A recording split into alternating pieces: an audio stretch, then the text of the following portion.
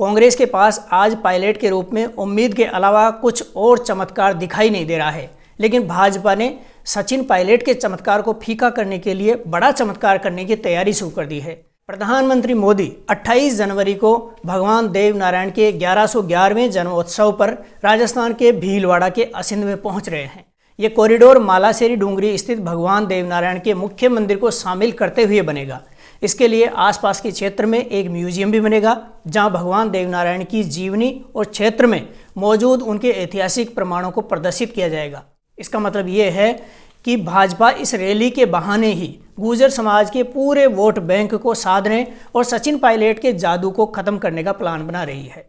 इसमें तड़के का काम कर रहा है कांग्रेस द्वारा सचिन पायलट की लगातार उपेक्षा करना, जो सरकार बनाने के बाद सरकार से बाहर बिठा दिए गए हैं। इस योजना का आइडिया तब आया जब यह मंथन किया जा रहा था कि सचिन पायलट की तोड़ के रूप में राजस्थान में ऐसा क्या किया जा सके कि गुर्जर समाज को अपनी तरफ मोड़ने का काम किया जा सके। नमस्कार, मैं राम गोपाल जाट और आप देख रहे हैं सियासी भारत। राजस्थान के पूर्व उप मुख्यमंत्री सचिन पायलट ने सत्ता नहीं मिलती देख अपनी ही सरकार के खिलाफ अभियान शुरू कर दिया है। पहली सभा नागौर के पर्वतसर में रखी, जहां पर स्थानीय विधायक रामनिवास गावड़िया के पक्ष में माहौल बनाने के साथ ही सचिन पायलट ने किसानों जवानों के नाम पर न केवल केंद्र की नरेंद्र मोदी सरकार को आड़े हाथों लिया, बल्कि राज्य की कांग्रेस वाली अशोक गहलोत सरकार को पेपर लीक माफिया पर कार्रवाई नहीं करने को लेकर घेरने का काम किया। सचिन पायलट लगातार 4 दिन तक किसान सभाओं में रैली कर रहे हैं। दूसरे दिन आज झुंझुनू में सभा हुई, उसके बाद पाली में होगी और इस दौर की आखिरी सभा जयपुर में होगी। पहली सभा में ही साफ हो गया है कि सचिन पायलट राज्य सरकार की विफलताओं को जनता के समक्ष रख रहे हैं, बल्कि ये चेतावनी भी दे रहे हैं कि यदि वादे पूरे नहीं किए गए तो जनता माफ़ नहीं करेगी। इस रैली की सफलता इसी में रही कि जिस जागौर को जाट लैंड के नाम से जाना जाता है, वहां पर सचिन पायलट के लिए हजारों लोग कड़ाके की ठंड में परवाह किए बिना सभा में पहुंचे। पायलट की रैलियों की खास बात यह है कि वे 4 साल पहले जैसी ही दिखाई दे रही हैं, जब विपक्षी पार्टी के मुखिया के नाते सरकार को घेरने और जनता की तालियां बटोरने का काम करते थे। वैसे तो अशोक गहलोत गुट ने बीते 4 साल में उनको गुर्जर नेता बताने और बनाने का खूब प्रयास किया, लेकिन आज भी युवाओं में जो आकर्षण सचिन पायलट के प्रति है वह अन्य किसी नेता में दिखाई नहीं देता है। पायलट के प्रति युवाओं की दीवानगी का अंदाज़ा इस बात से लगाया जा सकता है कि वह जब सत्ता पक्ष में बैठे हैं फिर भी लोग उनको विपक्षी नेता की तरह सुनने और वादा करने की उम्मीद के साथ रैली का हिस्सा बन रहे हैं। ये बात सही है कि सचिन पायलट के प्रति युवाओं में एक जुनून है, लेकिन इस बार इस जुनून को वोट में बदलने का कोई बहाना नहीं दिखाई दे रहा है।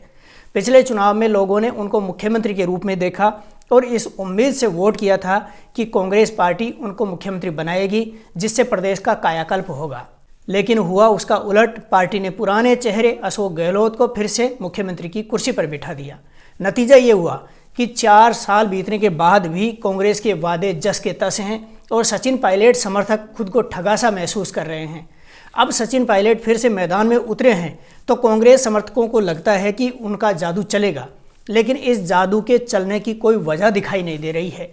ऊपर से भाजपा ने राज्य के गुर्जर वोट बैंक में सेंधमारी पड़ने का प्रयास भी शुरू कर दिया है।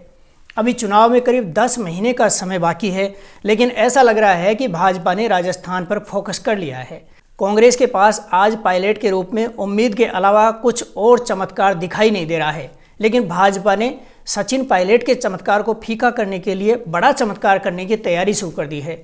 केंद्र की मोदी सरकार ने जिस तरह से उत्तर प्रदेश के वाराणसी, अयोध्या और मध्य प्रदेश के उज्जैन में भव्य धार्मिक कॉरिडोर बनाए हैं, वैसा ही एक कॉरिडोर भीलवाड़ा के आसिंद में भगवान देव नारायण के नाम पर उनके प्रकट स्थल मालासेरी डूंगरी में बनाया जाएगा। इसके लिए केंद्र सरकार का सांस्कृतिक मंत्रालय तैयारियां कर रहा है। प्रधानमंत्री मोदी 28 जनवरी को भगवान देव नारायण के 1111वें जन्मोत्सव पर राजस्थान के भीलवाड़ा के असिंध में पहुंच रहे हैं। भाजपा के लोगों का कहना है कि मोदी यहीं पर अपनी सभा में इस कॉरिडोर की घोषणा कर सकते हैं। यदि ऐसा किया गया तो भाजपा के लिए ये बहुत बड़ी बढ़त होगी, जबकि कांग्रेस के पास तुरूप के इक्के के रूप में सचिन पायलट का चमत्कार भी गुर्जर और पशुपालक समाज के लिए फीका पड़ जाएगा। इस समय केंद्रीय सांस्कृतिक मंत्री अर्जुन राम मेघवाल राजस्थान के बीकानेर से सांसद हैं। दरअसल प्रधानमंत्री मोदी के इस भव्य कार्यक्रम की तैयारियां मेघवाल ही देख रहे हैं। अर्जुन राम मेघवाल और भाजपा अध्यक्ष डॉक्टर सतीश पूनिया के साथ ही संगठन मंत्री चंद्रशेखर 19 जनवरी को आसिंद में एक मीटिंग भी करेंगे। ये कॉरिडोर मालासेरी डूंगरी स्थित भगवान देवनारायण के मुख्य मंदिर को शामिल करते हुए बनेगा। इसके लिए आसपास के क्षेत्र में एक म्यूजियम भी बनेगा, जहां भगवान देवनारायण की जीवनी और क्षेत्र में मौजूद उनके ऐतिहासिक प्रमाणों को प्रदर्शित किया जाएगा। यहीं पर एक light and sound show site भी बनाई जाएगी, जहां मंदिर और कॉरिडोर के विषय में शो चलेगा। इस स्थान पर साल में 2 बार मेला भी भरता है। कॉरिडोर बनने पर मेले का आकर्षण कई गुना बढ़ने की संभावना है। धार्मिक कॉरिडोर बनने के बाद यहाँ पर देश विदेश से आने वाले पर्यटकों की आवाजाही और बढ़ेगी। ऐसे में यहाँ पर मेला स्थल भी बढ़ाया जा रहा है। वर्तमान मुख्य मंदिर जिस डूंगरी पर स्थित है, उसके आसपास एक झील भी है, जिसे चारों तरफ से वॉकवे के रूप में टूरिज्म को देखते हुए भव्य सरोवर का रूप दिया जाएगा, ताकि यहाँ आने वाले पर्यटकों के लिए एक नया आकर्षण भी हो सके। योजना के अनुसार यहीं पर एक कथा ऑडिटोरियम भी बनेगा, जहां भगवान देवनारायण की कथा निरंतर चलती रहेगी। केंद्रीय संस्कृति मंत्रालय की एक टीम वाराणसी में भगवान विश्वनाथ और उज्जैन महाकाल कॉरिडोर का दौरा कर पर्यटन व वास्तुकला के विशेषज्ञों से बातचीत कर उनकी राय भी लेगी। इससे पहले 19 जनवरी को होने वाली मीटिंग में भाजपा प्रदेश अध्यक्ष डॉक्टर सतीश पूनिया, संगठन मंत्री चंद्रशेखर, केंद्रीय संस्कृति मंत्री मेघवाल, भीलवाड़ा, अजमेर, टोंक, सवाई माधोपुर, राजसमंद, चित्तौड़गढ़ जिलों के गुर्जर समाज के चुनिंदा धार्मिक सामाजिक संगठनों के पदाधिकारियों से विस्तृत चर्चा करेंगे। इसके बाद 2 और बैठकें भी आगे होंगी, जिनमें एक बैठक बूंदी में, जयपुर, कोटा, भरतपुर, अलवर, दौसा, करौली, झालावाड़ आदि जिलों के गुर्जर समाज के प्रतिनिधियों से बैठक होगी। इसके बाद होने वाली दूसरी बैठक में उत्तर प्रदेश, हरियाणा, पंजाब, दिल्ली, मध्य प्रदेश, जम्मू कश्मीर, हिमाचल प्रदेश क्षेत्र के गुर्जर समाज के धार्मिक सामाजिक नेताओं से भी बातचीत की जाएगी। कार्यक्रम के संयोजकों में से एक भाजपा के जिला अध्यक्ष एडवोकेट लादू लाल के अनुसार केंद्रीय संस्कृति मंत्री मेघवाल इस तरह के कॉरिडोर की तैयारियां कर रहे हैं, जो आसिंद क्षेत्र में बनाया जाएगा। इसकी विस्तृत कार्य योजना प्रधानमंत्री मोदी की सभा के बाद सामने आएगी। भीलवाड़ा संसदीय क्षेत्र से सांसद सुभाष बहेड़िया का भी कहना है कि कार्यक्रम की तैयारियां की जा रही हैं और वे भी जुटे हुए हैं। इसका मतलब ये है कि भाजपा इस रैली के बहाने ही गुर्जर समाज के पूरे वोट बैंक को साधने और सचिन पायलट के जादू को खत्म करने का प्लान बना रही है। दरअसल आसिंद क्षेत्र में मालासेरी डूंगरी एक पठारी पर्वतीय स्थल है, जिसके पास की खारी नामक विहंगम नदी भी है। इस क्षेत्र में महाभारत की तरह ही भीष्म युद्ध भी हुए थे, जिनका उल्लेख क्षेत्रीय लोकगीतों और गुर्जर समाज के साहित्य में उपलब्ध है। गुर्जर समाज की मान्यता है कि यहीं पर कमल के फूल में भगवान देवनारायण प्रकट हुए थे। वर्तमान में उसी मालासेरी डूंगरी पर उनका मंदिर है। चारों तरफ जो भूमि है, उस पर विश्व स्तर का पर्यटन स्थल बनाए जाने पर देश विदेश से लोग यहाँ आएंगे तो रोजगार के नए अवसर भी पैदा होंगे। वाराणसी, अयोध्या और महाकाल कॉरिडोर ने दुनिया भर का ध्यान अपनी ओर खींचा है, वैसे ही संभवतः राजस्थान में भी हो सकेगा। राजस्थान में भाजपा के पास अभी कुल 25 में से 24 सांसद हैं, जिनमें से सुखबीर सिंह जौनपुरिया ही गुर्जर समाज से आते हैं। किंतु पिछले चुनाव में सचिन पायलट का जादू ऐसा चला कि विधानसभा में 200 विधानसभा सीटों में से एक भी विधायक गुर्जर समाज से ऐसा नहीं है जो भाजपा के टिकट पर लड़ा था।